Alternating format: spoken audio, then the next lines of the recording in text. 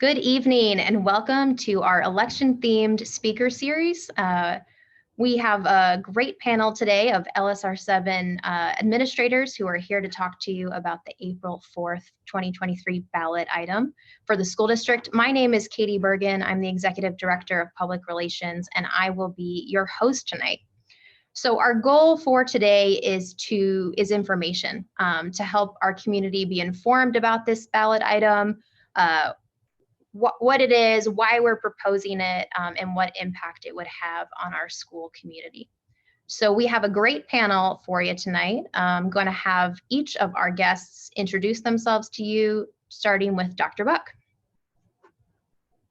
Welcome, everybody. My name is David Buck, Superintendent of Lee Summit R7 School District, and I'm excited to share a little presentation with you here in a minute. Next, Dr. Carlson. Yes, David Carlson, work in human resources. Looking forward to the evening as well. Dr. Steve Shelton. Good evening, everyone. Steve Shelton, Associate Superintendent of Operations, and it's great to be here tonight. And finally, Mr. Nathan Holder. Good evening, Nathan Holder, Assistant Superintendent of Business Services. Excellent. So we're going to get right into it. But first, I am going to tell you just a little bit about what to expect. We're going to spend about 20 minutes or so. Dr. Buck has a presentation for us that walking us through our levy transfer, how it works, why it was proposed, and what voters can expect when they go to the polls on April 4th. Next, I'm going to pose just a couple of frequently asked questions for our panelists here that I've heard just speaking in the community about this election issue. And then finally, we'll move on to questions from our audience at home. And so one thing I want you to know about is that the way to pose questions to our panel is to find that Q&A button at the bottom of your screen. So everyone, I want you to look for a button that's labeled Q&A. It's got two thought bubbles stacked on top of each other. Sometimes it's right at the bottom of your screen next to the stop video or the mute button. Sometimes you have to hit the ellipses that says more to find it.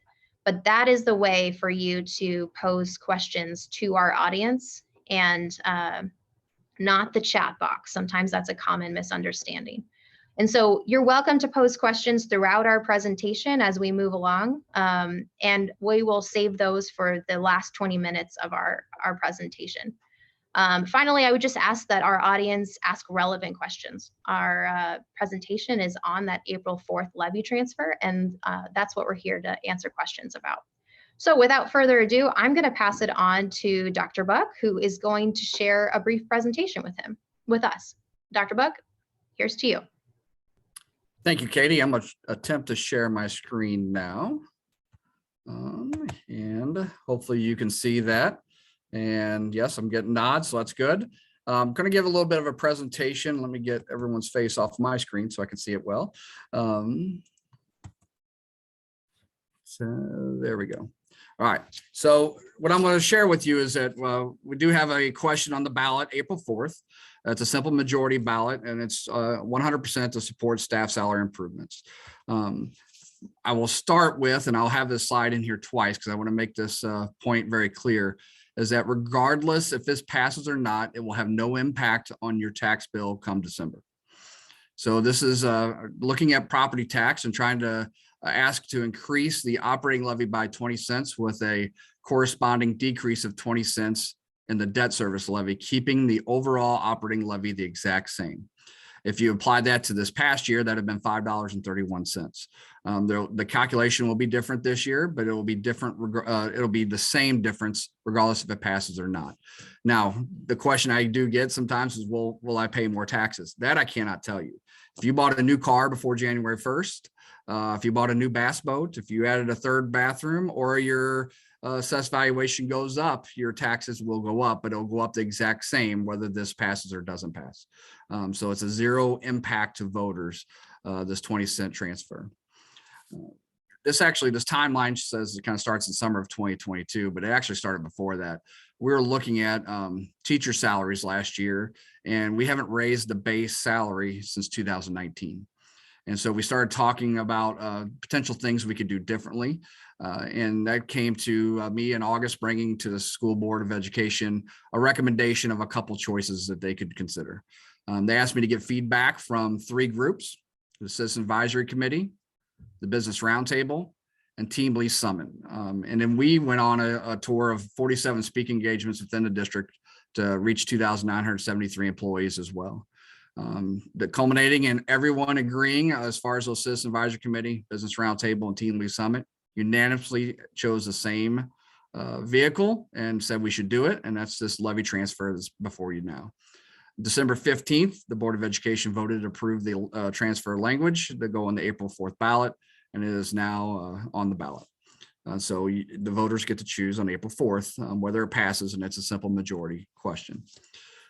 So there's many different positions in a school district, but I'm going to focus on teachers here first. And so if you look at teacher salaries, this year, starting salaries, we are 7th in starting salary in the KC metro area. I will tell you that some of the districts that are below us this year will be above us next year. And what we're talking about will get us closer to this North Kansas City dollar amount if this passes. And that's important because I'm going to share with you, Kansas City and 2 other districts have made significant changes. Plus, we have 2 other districts that have the similar question that we have on the ballot this April. So that's an important piece. We also know we're not just competing for teachers, we're competing for bus drivers, custodians, and so on and so forth, all across the board. The labor market is very tight, as everyone knows. And one of the things we have to consider is that, we rely heavily on local funds. So this is a state budget, and how much of the budget they dedicate to K-12 education over the last 4 years. And you can see it's declined, and how much of the funds that they're expending goes towards K-12 education. In retrospect, if you look at it another way, it's actually staying relatively flat. It's just their increases in revenue over the last 4 years are putting in other places other than K-12 education. So I really do applaud the governor speaking often the last 2 years about let's raise teacher pay, but the legislative budget that gets passed tends to send the funds somewhere else. So that means we have to rely on our local funds. In fact, if I go back to 2016-17, the last 6 years, our foundation formula increase is averaging 0.61% growth. So 0.61% growth doesn't keep up with inflation even in low inflation times. Because of that, we're relying on local funds. Our base hasn't changed since the fall of 2019. Inflation is over 7% the last 2 years. 2 years ago, it was 7%. Last year was above that. And to raise teachers' salary and staff salary significantly is going to have to come from local because the state funding is just not there. At the same time, we also know inflation, just like hitting us personally, and that's why we're not asking for a tax rate increase, is hitting all of us, including the school district. So the 2 prior years, you can see natural gas went up over 30%. Currently this year, it's more than doubled. Electricity last year was up 7.99%. This year, it's currently up over 21%. Food last year was up 42%. This year, it's up about 8%, and so on. And that last bullet on the bottom right, you can see the average wage earner from July of 21 to July of 22. The average wage earner in the U.S. went up 5.2%. In Lee Summit, that is not true. Nobody in our school district came close to 5.2%. There's a small window of teachers when you have a step who get 3%. Vast majority get 2.5% or lower. So we're below the average wage earner and quite a bit below. So why a levy transfer? Well, levy transfer, one, does generate more dollars for salaries. But it has zero impact on voters as far as their tax bill in the fall. And it's something we've seen our neighbors do. And this is how our neighbors are either catching up to us or passing us. So these are districts in the last 4.5 years who have passed a similar issue. Fort Osage, Blue Springs has done it twice. City of Lee Summit did it actually in the fall of 21. Belton, North Kansas City, and Ray-Pec. We're asking for a 20-cent transfer. I can tell you that also on April 4th, Liberty will be asking for a 52-cent transfer, I believe it is, and Ray-Pec a 50-cent. One of them's 50 and one's 52. I might have those transposed. So Ray-Pec and Liberty are asking for a much higher amount to transfer, and their intent is also for salaries. So if we want to keep up and make sure we have and continue to have the lowest teacher turnover in the metro, which we've had for over a decade, so us and Liberty has the lowest teacher turnover in the metro, and most of our turnover is retirement. We want to keep it that way. We want to have people stay here, work here, play here until they retire. Out of 2,973 employees, 65% of our staff live within the district. These are your neighbors. This is what the money is for. Hickman Mills did a different path this last August. They passed a significant tax rate increase, $1.35. And because of that, they're going to raise their teacher base $8,500 to $46,500. It looked like they were going to be number one for next year. We will not come close to that, even if this does pass, but we will get closer. Kansas City itself is now a little over that number, and then Center is also going up to $44,000 starting pay. We will not catch those three. Again, the previous chart will be close to what North Kansas City is this year. But Hickman Mills did a significant tax rate increase. And with their tax rate increase, by the way, they're applying it to all staff. I'm just sharing what their teacher salaries went up to, but about 40% of their funds, if I understand correctly, is going to non-teacher positions as well. So significant similar raise to all staff in Hickman Mills.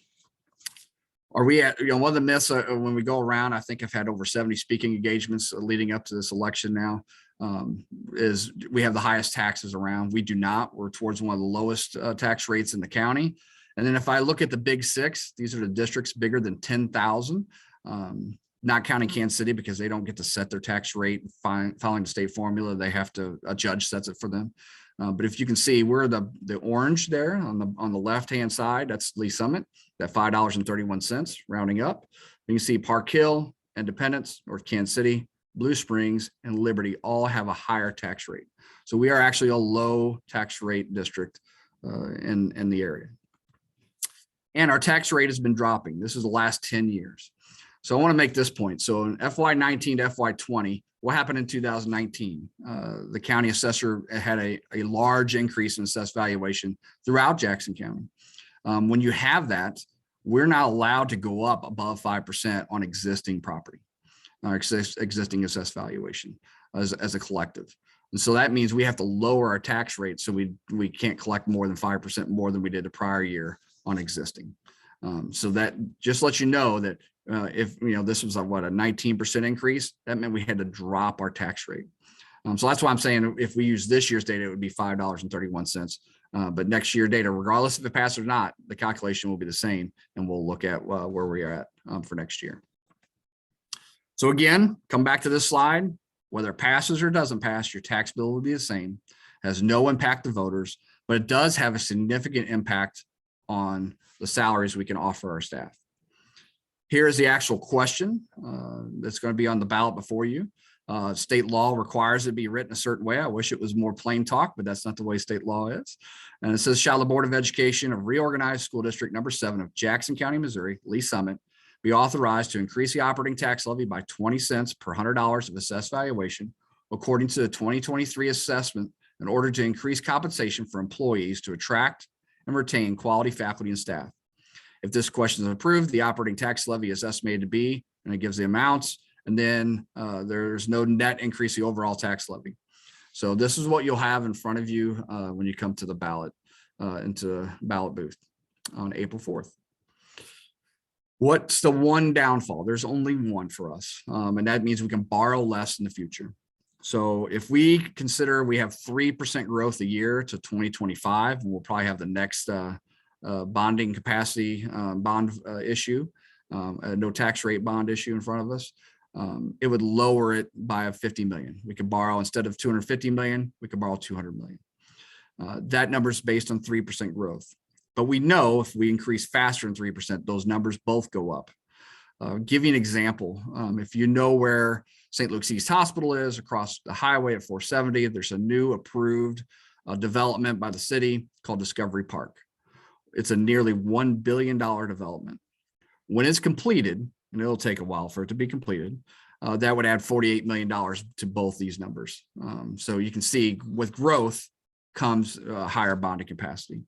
So when we're talking about the PRI, Public Reserve, Inc. Land and development over the next 30, 35 years, that will raise numbers. So when we start getting fast growth like we did 20 years ago, these numbers change also, and that allows you to build buildings when you have an increased population at a fast rate. So we're in good shape.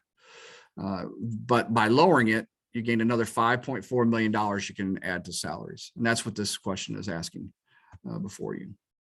We have several endorsements, whether it be the Chamber or Economic Development Council, Business Roundtable, Citizens Advisory Committee, Team Lee Summit, NEA, and MSTA, and of course, many, many individuals. One last thing I'll add is this is a map of City of Lee Summit. And while you can't see the school boundaries on here, the school boundaries go beyond City of Lee Summit, especially in the southeast corner, where you have some unincorporated in Lake Lotawana. We get asked on the borders of our district, hey, can you annex this property because it'll be worth more money for us as a developer?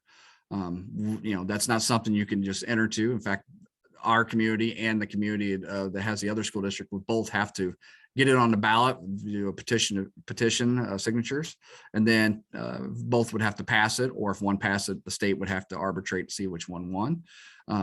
But we get, the reason I bring that up, not that we're asking to annex property, is because we know the brand of the City of Lee Summit, Lee Summit City Parks, and the school district are very valuable to not only property values for you, but also for future growth and development. We're a destination district and a destination community for a reason, and we want to help keep it that way. We want to help keep our high quality staff. We want to continue to attract high quality staff when our staff get to the point of earning the right to retire, and we celebrate the retirement. We want to replace them with other high quality staff, and we want to continue to have a great community for our kids to grow up into and for our adults to work and play in. So with that, I'm going to stop my sharing my screen and turn it back over to Katie Bergen. And if I can figure out how to stop, there it is. Stop share, and I'll turn off my mic and turn it over to you, Katie. Thanks, Dr. Buck. I'm going to ask anyone who's listening at home, if you have specific questions about the presentation, feel free to push them into the Q&A. I'm going to ask a couple of follow-up questions based on questions that we're frequently asked when we go out into the community to talk about the impacts of the levy transfer. I think, Dr. Buck, I've probably been on close to all or most of the 70 presentations we've done. So we have a pretty good idea of the frequently asked questions. And so I'm actually going to go into a little bit of a different order than I expected, just because you touched on the bonding capacity piece and the economic impact piece toward the end of your presentation. So my question actually is for Dr. Shelton. You know, Dr. Buck had that slide. It was the second to last or third to last slide that talked about how maybe the one downside of this is that it impacts our bonding capacity, how much we can borrow for projects in the future.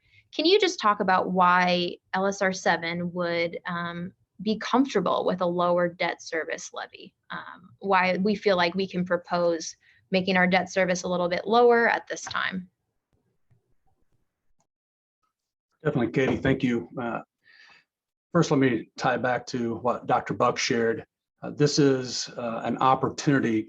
Transferring this debt service levy into the operating levy is an opportunity for us to do something significant for our staff, to invest in our staff. And throughout the years, our school district has invested deeply into the facilities that we share and that we use. And so when I think of capital, I think of three different areas. I think of capital equipment. I think of capital repairs and maintenance, that ongoing preventive maintenance that we need to be mindful of, and also capital improvements and renovations. And so we've gone through a very thoughtful process of identifying our needs for the next 10, 20, 30 years when it comes to capital equipment, capital repairs and maintenance, and capital improvements and renovations. And so now that we've identified those needs, we have a general idea of what those costs are going to be. Now, of course, as Dr. Buck shared, you know, there is an inflationary impact going on right now that we need to be mindful of. But as we look at the needs, the capital needs we have in the future, we also need to marry that with the capital, with the resources that we're going to have available to take care of those needs.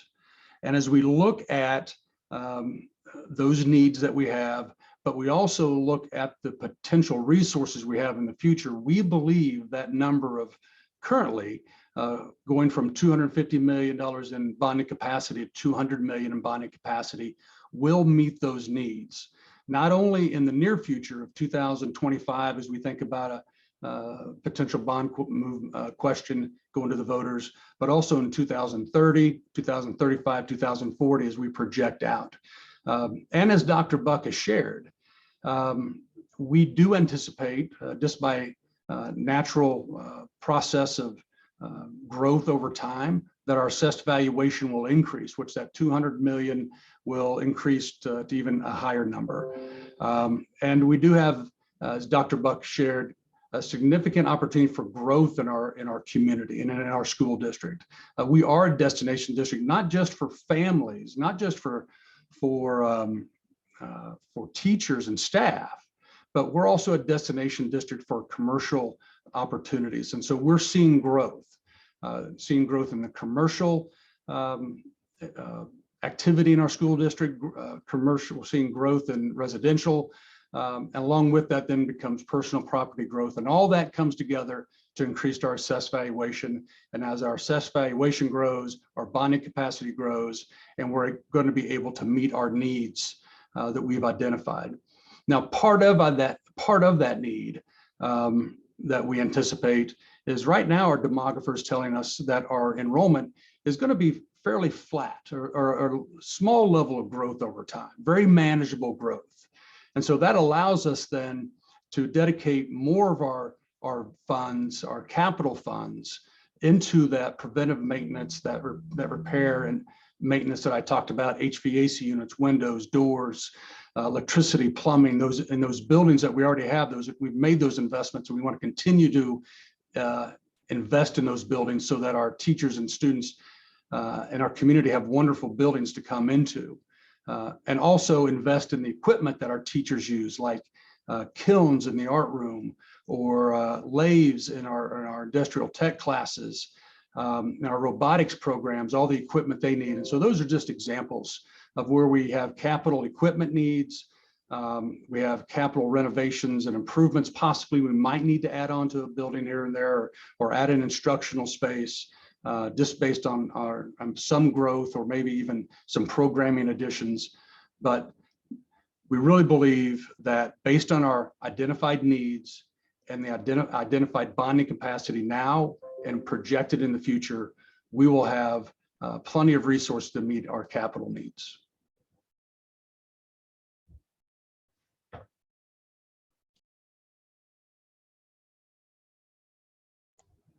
All right, Dr. Shelton, I have a quick follow-up for you, just because sometimes when we're out in the community, people hear bonding capacity and they tie that to our existing debt. So I want to make sure that I ask you, does approving a levy transfer impact our ability to pay our existing debt? Katie, that's a great question. It does not. Our current analysis, our bond payment schedules that we already have in front of us, we've run those analysis, we've run those projections for the coming years, and this anticipated levy of 87 cents to pay down our debt is going to be more than ample to pay the current debt that we have on the books. If I can follow up, Katie, if in the 1990s, we increased our debt service by voter approval twice. So this is actually taking us back to where we were when we started off in the 90s, when we were also very stable, right before we start growing fast. So you always have that ability. We think the assessed valuation will increase and the bonding capacity go up and we'll be okay. But if you got caught in a point where you could always go ask voters and to do the opposite, go the opposite direction. So there is that ability. Again, that would take a vote of the people, though, just like this takes a vote of the people. I will also say what's interesting is that for years now, for last 8-9 years, our senior class is so much bigger than our kindergarten class. And part of that might be the price point of houses. Currently, when I looked at the last week of September, which is the official enrollment count day that DESE uses, our senior class was 322 kids bigger than our kindergarten class. And we see that year after year. So next year, we'll have to grow 322 kids just to break even enrollment. So throughout the year, we've already gained over 100 kids as the year has gone on. I think it was 90 kids from September 28th to January 31st. And we'll continue to see that pattern as we get more houses. coming in our community. But we're under 90% capacity for every one of our buildings, sans one, right currently. And part of that is because of our move from 6th grade into middle school and having a 4th middle school. This current bond issue that we're wrapping up has really set us up in a good spot for the next 10 years. Thank you. Nathan Holder, I want to jump over to financial, kind of the financial side of this. Can you talk to us a little bit about how much local funds make up our budget and why considering a levy transfer is maybe a logical solution for the district when they're looking at finding a way to generate more operating revenue for salaries? Absolutely. So our local revenue currently makes up almost 2/3 of our total revenue.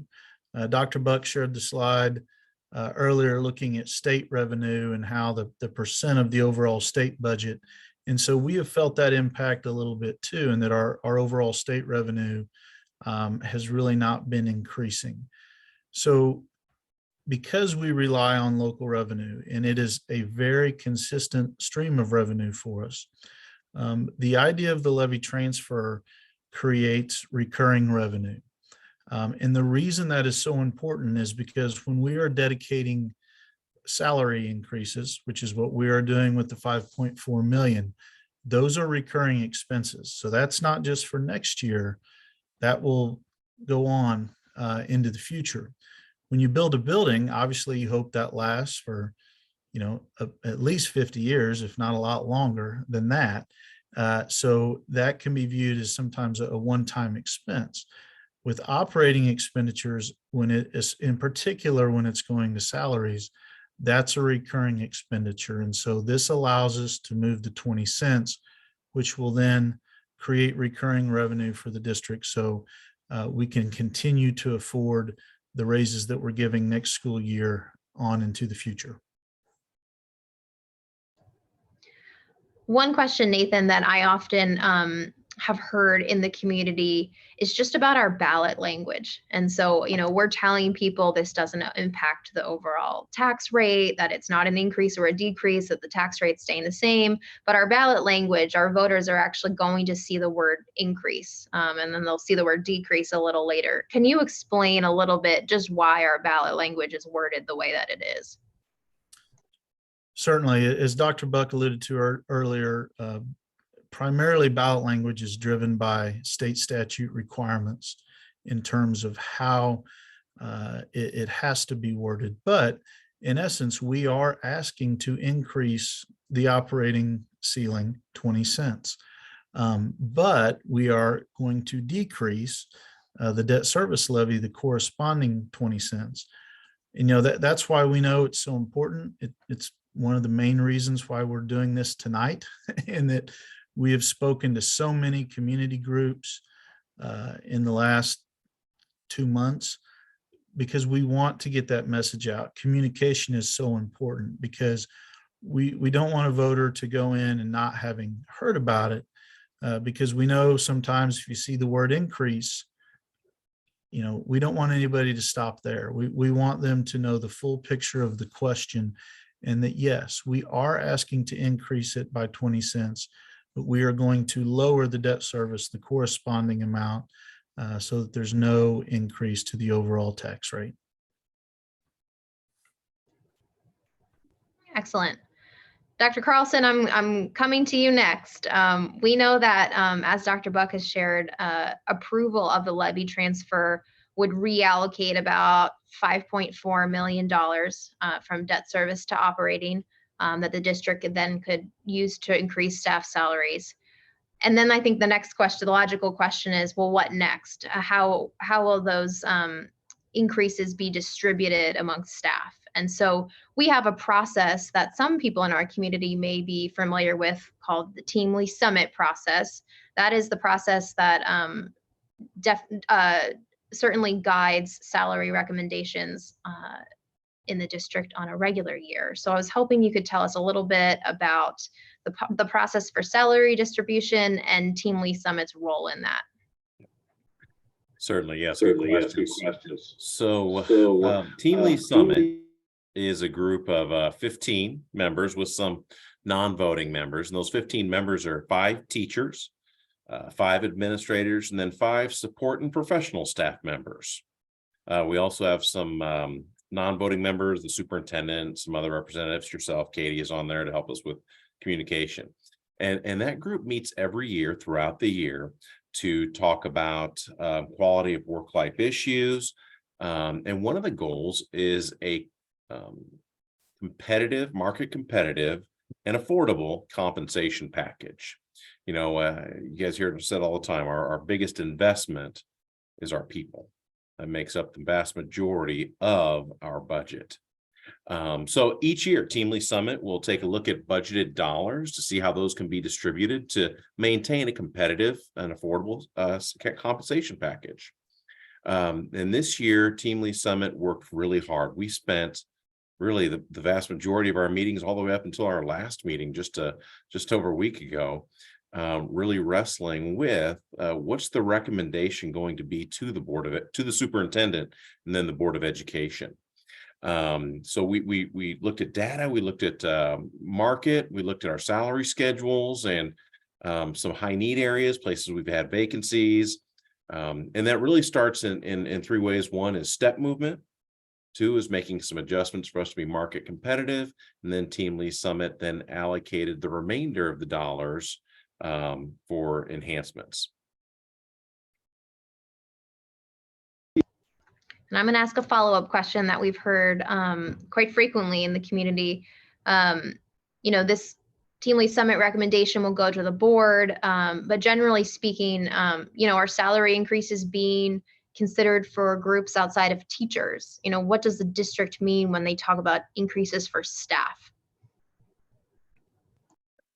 So the Team Lee Summit recommendation that's going to the superintendent and then to the Board of Education on specifically the debt levy transfer dollars, which is, as has been mentioned earlier, $5.4 million. The decision was made for all those dollars to go to 3 of our administrative schedules. Yes, first teachers, as you mentioned, but then we're also going to give an equal percentage to the support and professional salary schedules. And the way we look at that is what's the base increase to the teacher schedule? And then that with a successful debt levy transfer election, that would be about a 5% increase to the base. And then we're going to give a 5% increase to the base of both the support and professional schedules. Perfect. So for our audience at home, we are getting ready to enter the part of our presentation where we'll receive questions from the audience. So remember, the way to do that is to find that Q&A button at the bottom of your screen. I am going to pull up our first question, and it's related to something that happened at our board meeting last Thursday. And Dr. Carlson, I have a feeling this is going to be a good question for you. So the question reads, last Thursday at the Board of Education meeting, there was an agenda item to renew administrative contracts for the 23-24 school year. Can you clarify if the April 4th ballot has any impact on this document, if it's related to this document that was approved last week for administrator contracts for next year? Katie, if I could jump in and Sure. answer that for Dr. Carlson. Thank you. So yes, it has no impact because you heard Dr. Carlson talk about 3 different salary schedules that'll be impacted by a successful levy transfer. We have 4 salary schedules, and the 4th one's administrators. And so administrators would get none of the funds. The $5.4 million are going to go to teachers, professional and support staff. And so that includes, you know, custodians and bus drivers and clerical and so on and so forth. But administrators would not. So it does not impact them. It does on March 16th, we also approved probationary teachers.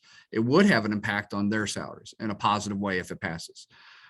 Also, I would encourage you, if you want to look, the March 16th work session kind of goes through some of the details of the Team Lee Summit recommendation. So I thought it was a nice job there.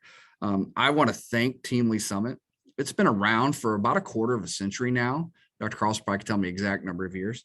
And within that, this year, they've spent hundreds and hundreds and hundreds of hours collectively studying and wrestling with us and coming up to a consensus recommendation. So I applaud them. And so we'll have that recommendation come up to the Board of Education here pretty shortly. And why I applaud them is salary and benefits is where we spend our money. We're in the people helping people business. So 84.7% of all of our expenses is on people. So, you know, we have buses and fuel and electricity and so on and so forth that also cost money, but 84.7% of our expenditures are on salary and benefits. And if you look at that big six I shared earlier, that's by far the highest percent. In fact, most of those big six are in the 70% range. So we spend money on people helping people. Last thing I want to follow up on that is we were talking about state revenue. Nathan was mentioning, you know, we're probably over 2/3 of our fund, or around 2/3 local. We're down to this year, 27% of our revenue is based on the state. And every year that number keeps dropping. So again, if we want to do something significantly different for our staff, we have to do something significantly different with local funds. And that's why we're asking for a 20-cent transfer, which is less than half of the transfer that Ray Peck and Liberty is asking for. Thanks, Dr. Buck. As a reminder, if you want to ask a question, you're going to find that Q&A button at the bottom of your screen. I have a question, Dr. Buck. I think you may have answered this already, but it's important probably to repeat. And the question is, will we be #1 in teacher pay if this was approved on April 4th? No, we're being mindful of not increasing tax rates. And in order to be #1, you would have to do what Hickman Mills did and actually ask voters to pay more, have a higher tax rate. And we don't think it's the right time. So we talked about it as a Board of Education. We ruled that out pretty quickly. So no, it'll get us more towards where North Kansas City is at #2 this year. We'll be in that ballpark.